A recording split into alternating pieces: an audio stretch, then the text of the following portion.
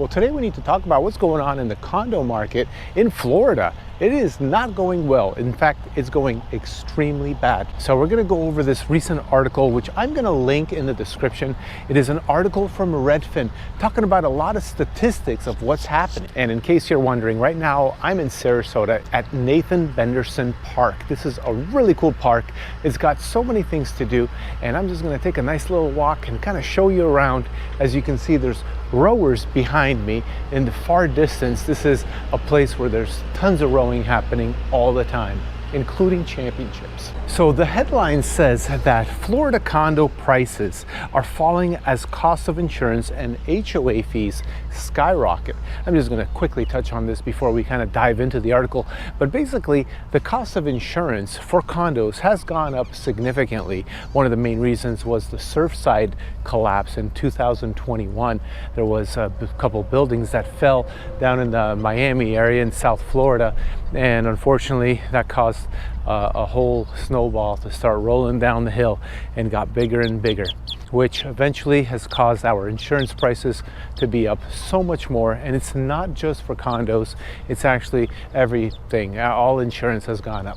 And obviously HOA dues are also going up drastically, because part of the HOA due, a very large percentage of it, is actually the common area insurance policy. So yeah, obviously that's going to happen. If insurance is going up everywhere, not only is your insurance going to go up, but also the condo fees are going to go up. However, we need to really dig into the Florida real estate condo market, because in Florida, what's happening is very different than what's happening in the US. Specifically, some areas like the Jacksonville area, for example, that right there is probably the worst one of them all. In 1 year, the median condo prices dropped by 7%. And that doesn't seem that much, but think about it this way. If your condo is worth $1 million, that's $70,000. That's literally a year's pay for most people in one single year. And then sales in Jacksonville decreased by 27%. There's 27% less sales this year than there was last year. But it's even worse because the number of condos for sale increased by 32%. But really, it doesn't stop there. That's just Jacksonville. There is something else I really want to go over.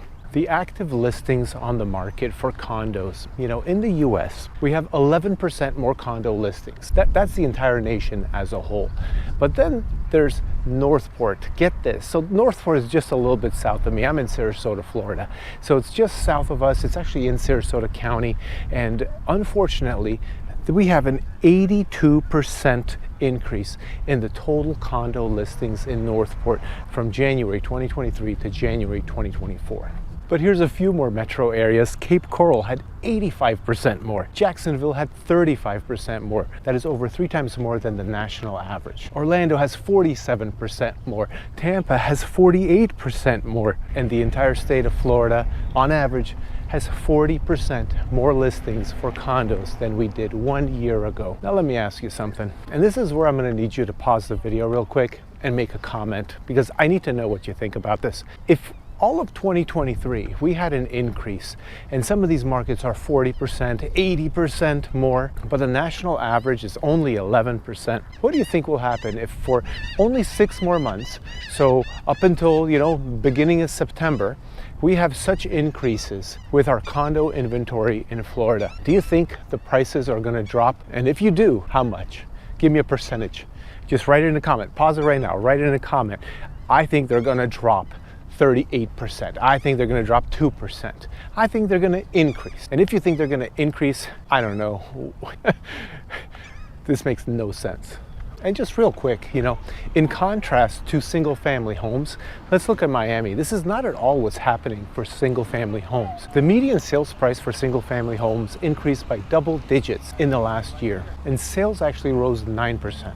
So is it just insurance? Is it just homeowners association dues? Well, no, that's not all, but that's mostly it. Here's the general sentiment from agents in Florida.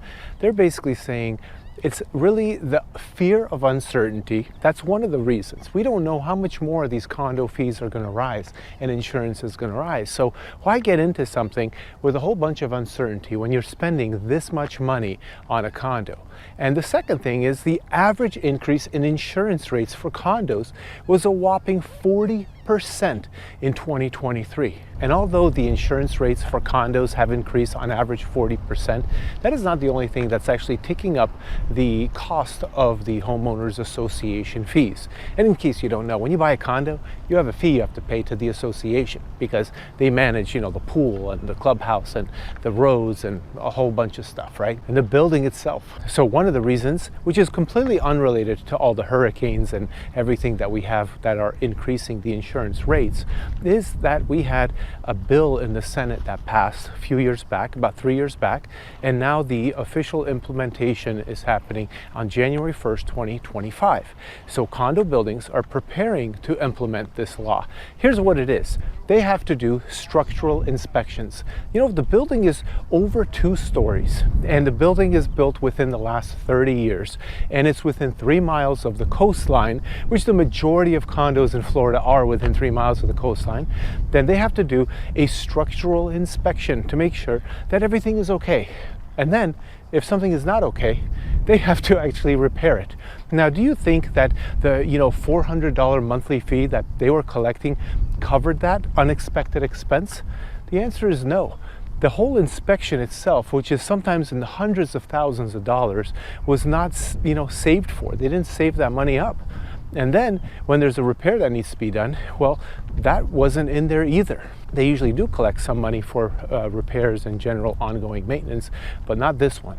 Along with that same law change, there was also a reserve study that needs to be done. So that one law, that Senate bill that made all the structural inspections a requirement now, they also said, hey, listen, condo owners, you're not allowed to kick the can down the road. What that means is this. That means that if you have some roads or some carports, or maybe the pool needs to be resurfaced and you guys haven't saved up enough, you need to immediately fully fund the reserve account to account for all the repairs that are going to happen in the future. You see, here's how it used to play out. It used to be like this, where you buy a condo, and let's just say it was a new construction, and you bought this 30 years ago. And then for 10 years, there's nothing being saved. So every time the association votes saying, hey, listen, we're gonna have to resurface our pool and we're gonna have to rebuild the clubhouse or fix it up or something, everyone would just vote no, because then their association fees would go up drastically to fund this additional money. And then they just kept doing that over and over. And some people said, hey, look, I'm 85, I'm not gonna vote yes for this. Not only am I on a limited budget, but I'm not gonna be around in 5 years when they finally do this repair. So let's just vote no. And mind you, Florida is truly an aging population, so many people do vote no on increasing the association dues. And this just happened for a very long time, for decades in some instances of some of these condo buildings. And now, because of the Surfside collapse, what they did is the law change is now requiring things to be fully funded in the reserve account. So the association fees jumped additionally, not only for the whole structural report, not only for all the repairs of the structure, but now for just the general maintenance of everything that needs to be done in a condo building. And that is why it's not uncommon to go from a $400 a month association fee to a $700 or even $800 association fee. It is now becoming extremely rare to see association fees for condos where the building is, 25 years or older, to be under $500, $600. It's just rare, that's all. So obviously, as the inventory is increasing for condos, the prices will start dropping, and they obviously already have. They have dropped in almost every major metropolitan area in Florida. Now, if you are thinking about buying a condo, this is actually an opportunity. Not just yet, I will tell you that, not just yet. Unless, of course, it's an investment property. But there will be a lot of opportunities soon to go into a condo that's going to be at a very fair price because the association fees will be so high. And one day, sooner or later, it's probably going to be within 3-4 years, all of these reserves are going to be met. Everything is going to come to this equilibrium because, see, the pendulum swung really far on one end. And right now, the insurance rates are making it swing even further. That is still being pushed a little further. So you have to keep in mind that one day it will actually come back to an equilibrium point. And that's when the association fees are actually going to come back down. So what do you think is going to happen then? And that's going to be demand, and that's where the inventory will get picked up and it will come back to a nice, good, safe area. I have one more thought about condos and why the prices are probably going to keep going down for a little bit longer. It's a quick point. It's basically because a lot of condos, they can't get financing, you know? They're not approved, whether it's their finances, the books, the condition, the location, whatever it is.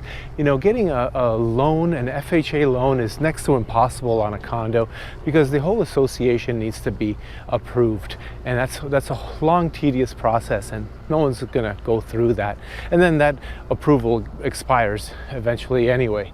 So most of these condos are being purchased by cash, and you know, is cash increasing in our country or is it decreasing? Are people putting it into the stock market? It surely seems like they are, because all the stocks are going up, especially the tech stocks. So knowing that you really need cash to purchase a condo, I think people are just kind of slowing down on spending all their cash on a luxury property in Florida. And there is one exception to this. The one exception is income producing assets, right? The beachfront condos, those ones, they have 1 week rental policies or 2 week rental policies. Then look at the numbers, okay? You're not looking at the condo value and the association fees as much. You're looking at, hey, how much is it going to produce? How much can I get? $4,000 a week. Okay, great. Do the math. Start calculating. You're going to have a total take home of about $200,000 minus expenses. You might get $100 in your pocket after all expenses, including those high association fees. And then, you know, you ended up spending what, $1.1 million. So you'll get a 9% return, cash on cash, plus any future appreciation on the condo, especially if you hold it for 10 years, 20 years, or 30 years. So that's where it really makes sense.